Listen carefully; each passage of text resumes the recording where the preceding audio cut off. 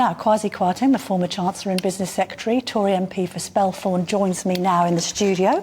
Kwasi, lovely to see you this morning. Good to see you. Is it a bit triggering to watch another Chancellor prepare an autumn statement? Not at all. I think that it's something which is a custom in the House, and I'm looking forward to hear what he says. If you were him, what would you do on Wednesday? Because we've had him on this morning, and as is ever the custom, we've said, what's in the autumn statement? Only to be told, I can't tell you what's in the autumn statement till Wednesday, which rather makes a mockery of these chancellors doing the broadcast round. But anyway, what would you do? Because he's coming under heavy pressure from backbenchers and indeed the country and business owners to bring taxes down. So look, having been in that position, and we've had this debate a lot, I think the one thing he's got to realise is that a year is quite a long time. So all I would say about this is that I don't see how he can go into the budget next year and not give some sort of tax cuts. We can't go into an election saying we're going to just increase your taxes indefinitely. Do you mean on Wednesday or next year? So I mean before the election next year. There'll be a year before the general election. Yes. So whether he does the tax cut this year in the autumn statement or in the budget next year, I think it has to come. I think he has to give some indication that he's actually going to do what he says he is, which is, he says, he and the Prime Minister say they're low-tax Conservatives. Yes. But at some point before the election, they have to show that... Are they low-tax Conservatives? Well, they've got to show, in reality... people find that statement astonishing. Well, the taxes haven't come down yet, and they've given the... But do you appreciate the incredulity of our audience listening to Jeremy Hunt going, we're low-tax Conservatives? Well, you've got a funny way of showing it. Yeah, I think if you say, you know, you're doing your one thing, you've got to show that you mean business in that regard.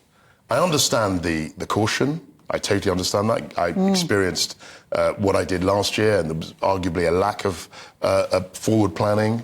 But at the same time, I do think that he has to cut taxes. But doesn't he need to? I know what you're saying about there needs to be tax cuts before the next general election. He needs to show a bit of leg on Wednesday, doesn't he? There's reports of him now having £26 billion more fiscal headroom. And but the headroom can change. I mean, that was one of the issues that we had last year, was that they said it was a £72 billion black hole, and it was obvious to me, given the fact that we had a bit of fiscal drag, inflation was high, that figure would have changed in the new year, and it did. Yes. This year, the £72 billion hole changed into a surplus. Now they're saying it's a surplus. Who knows what will happen next year? The headroom could just as easily vanish next year, as appear this year. So what's the most politically expedient thing for him to do in your mind? There's obviously reports of him maybe cutting IHT. Sure. The left and indeed the Observer have said it's a tax cut for the rich. It doesn't affect that many people anyway. Yeah. What's your theory on that, first of all? So I think you've got to do what you think is right. I mean, that's one of the reasons why I think we wanted to reduce business taxes. Business taxes, you never really win votes, but you do actually improve economic conditions. You do actually generate investment. And I think that's very important. And that's why, you know, a country like Ireland, I remember the President of Ireland telling me that that was the most successful policy they'd had in 30 years. Exactly. So why isn't the current government aping it? I mean, we talked about all of this post-Brexit opportunity. Corporation tax now up there with France and Germany. He's saying we've got lower taxes than these European nations, but that's hardly a sort of marker to live by, is it? That's right. And he himself said that actually the countries or the areas that were impressive were North America and Asia. Yeah. And that was what Jeremy Where said. taxes are lower. Where taxes are lower. And I think that's where we've got to go.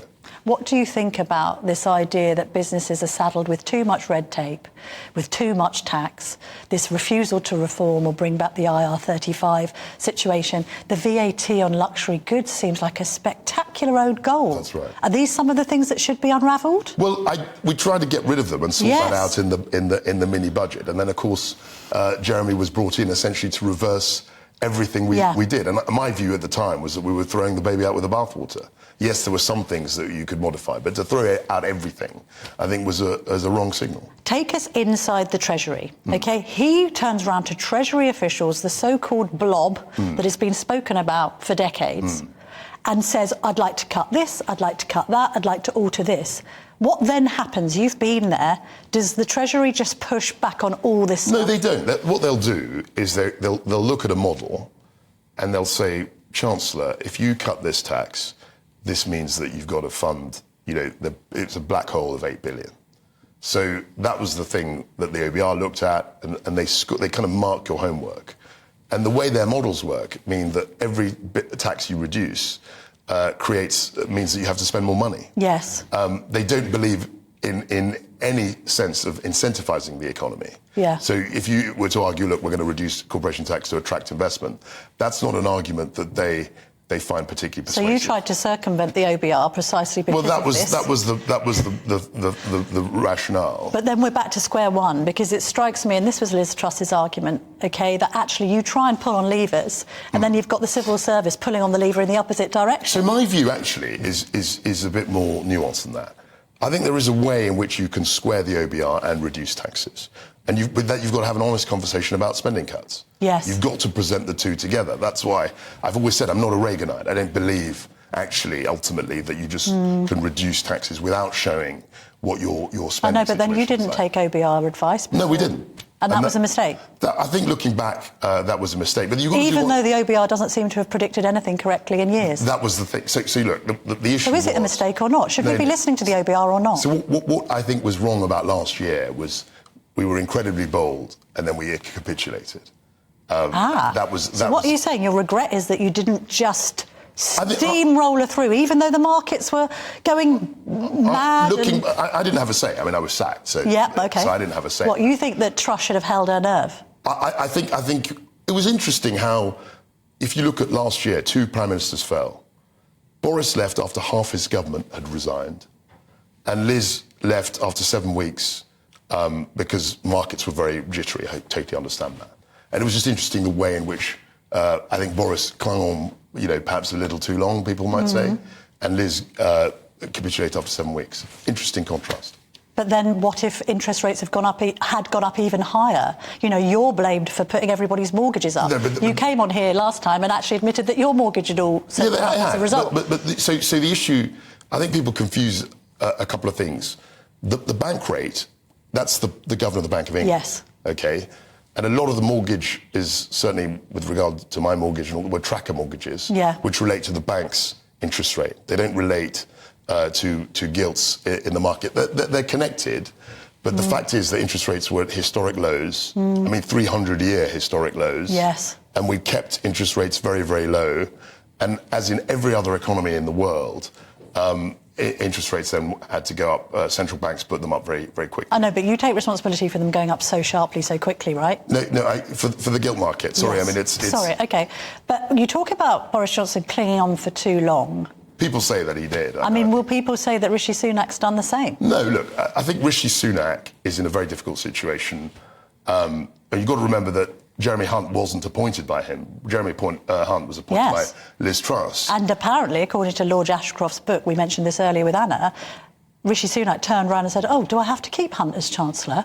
And they were like, yeah, because you're going to spook the markets if you don't. So do you think that Jeremy Hunt is Rishi Sunak's ideal Chancellor? Look, I think they've got a good working relationship. But he's not ideal. But let's state a fact. Most prime ministers choose their own Chancellor. And he didn't. And he didn't. So that's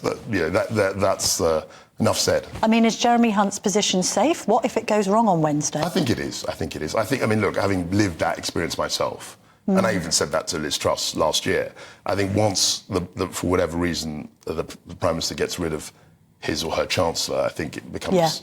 their position becomes under more pressure. Let's talk about the return of Lord Cameron.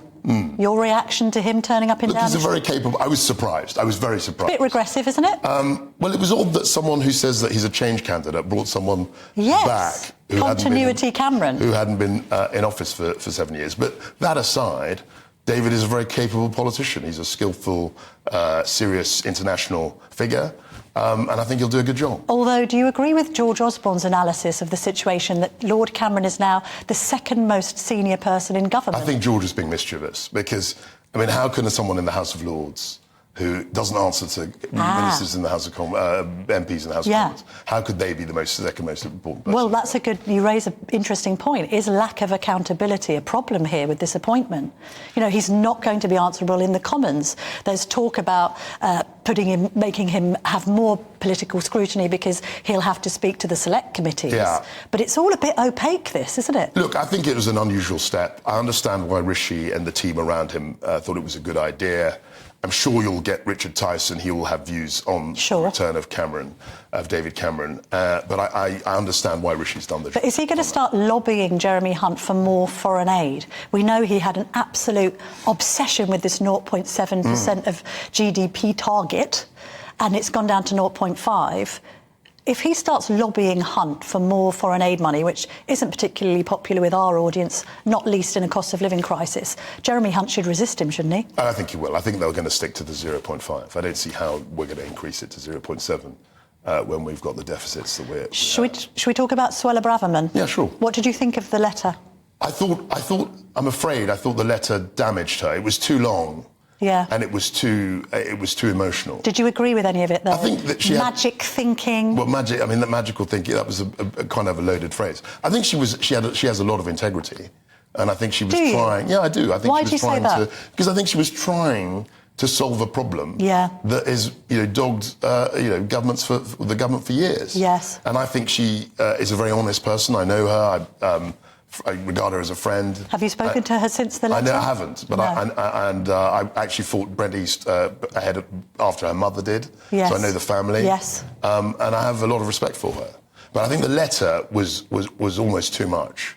The best letters are the shorter ones, not 3 pages. It's better for the media for it to be longer, isn't it? Well, you've got more to But is focus this on. just naked kind of electioneering on her personal behalf? Does she want to be the next leader of the Tories? I think both Rishi and Suella had a bit of right. I can see why Rishi had to get rid of her, because she was openly challenging. Well, she was doing her own thing essentially. Yeah.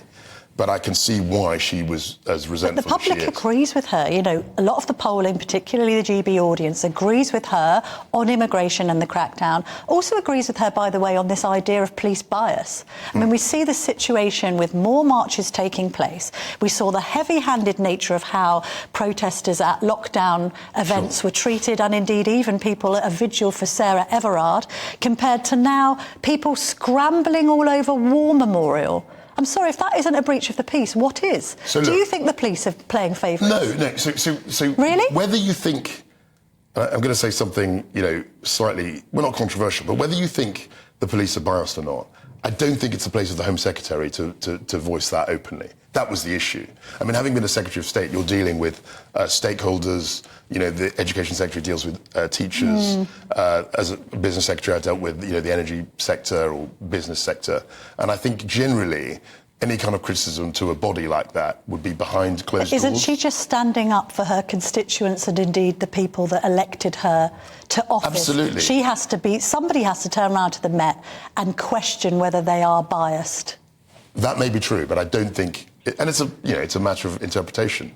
I don't think it was her job as Home Secretary, frankly, to voice that openly. As a backbencher who doesn't have a relationship with the Met Police in that close proximity, do you think that they've been playing favourites? I think when people look at some of the decisions they make, I think people say, well, why is it that, a EDL march has been banned and then a pro Hamas, which is a terrorist group? I mean, are you saying the marches are pro-Hamas? Not all of the marches are pro-Hamas, right? No, but some of the placards you see are openly pro. But you're equating the pro-Palestinian marches No, I'm not. with the EDL ones, or not? No, all I'm saying... You're saying they were more heavy-handed with the EDL than they should have been with anti-Semites. Okay, let me put it very broadly. Some marches are banned outright, and others are allowed to proceed. And all I'm saying is that people look at that and say, well, what's going on? And that's a legitimate question in a democracy. All I'm also saying is I don't think the Home Secretary, who ultimately is responsible for the Met, should necessarily be criticising them in newspapers. It's interesting to see some opinion polling, let's see, Opinium, which is usually carried by the left-wing media, so it usually tends to favour left-wing parties. Sure. However, says that Labour's lead has dropped to 13 points. I mean, that's good news for the Tories, but what you've been around the block a bit, if you don't mind me saying, Kwasi, what do you think is going to happen next year? Look, Tory wipeout? So there are probably about 10 polling companies. Yeah. Okay, and they all have slightly different methods, and they all report different numbers. Opinion over time tends to show a slightly smaller gap between Labour and the Conservatives, and other polls show slightly wider gaps. But all I can say is that the Tory party faces a real challenge next year. Do you think MPs are aware of that? Because there's lots of people who walked into their seats in 2019 on the back of anyone but Corbyn and Boris, and they didn't have to campaign that vociferously to win. And they're facing extraordinarily adverse circumstances now, aren't they? I mean, we just had Jeremy Hunt on. He might lose his seat. Yeah, I mean, do you think it's going to be some kind of bloodbath? No. Be honest. I think potentially, if things don't change, we're in very deep trouble. How many seats do you think you might lose? I don't. But are you talking about a stonking Labour majority? No. Are you talking about hung party? What's your prediction? I know it's hard to make them, but let's have a go. Look, I think it's not over. And as I always say, and I kept saying this, a year is a very long time. Yeah. Okay. But. So, and I just to re-emphasise that point, Theresa May was 20 points ahead of Labour 8 weeks before the election. That was 8 weeks. Yeah. By the day of the election, she was only 2 points ahead. Yeah. So things could change very quickly. But you've asked me to say what I think now. I think, as it is now, looking at the numbers, I think the Tories are going to have a real job in their hands to try and get back into government. Drubbing?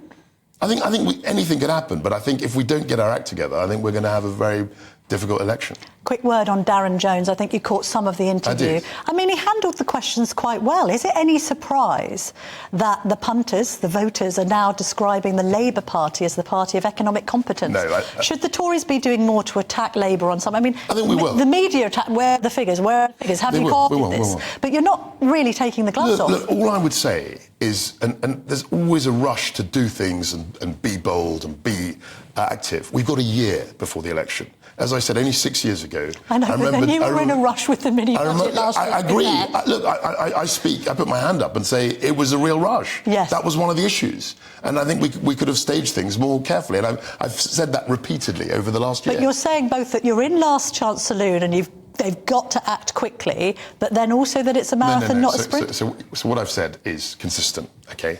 What I've said is that we've got to do something before the election. Yeah. But the election's a year away and they'll have another chance at the budget. All right. Thank you very much. No, it's very insightful and it's always great to have you in the studio. Thank you very much indeed, Kwasi Kwarteng.